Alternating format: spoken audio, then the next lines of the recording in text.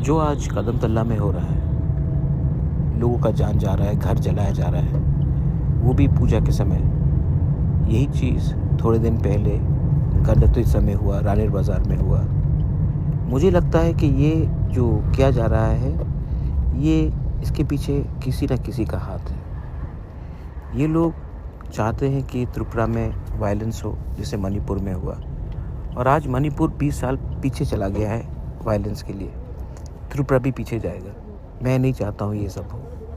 ये लोग जो घर जला रहे हैं, दुकान जला रहे हैं, एक दूसरे के खिलाफ बात कर रहे हैं, मुसलमान हो या हिंदू हो, ये ना अल्लाह को मानते हैं, ना माँ दुर्गा को मानते हैं। इनका लक्ष्य एक ही है, गरीब मुसलमान का घर जलाओ, गरीब हिंदू का घर जलाओ, गरीब लोग सफ़र करेंगे और इनका पॉलिटिक्स चलते रहेगा।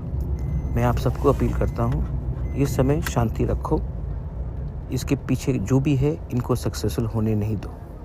मैं इसके नीचे जाकर पकड़ना चाहता हूँ कि इसके पीछे कौन ये शैतान है जो हमारे राज्य को बर्बाद करने के पीछे पड़ा है। ये बहुत गहरा चाल है, इसमें मत गिरो, इमोशन को कंट्रोल में रखो और इसका जवाब हमें सोच समझ के असली लीडर को पकड़ना है जो इसके पीछे है।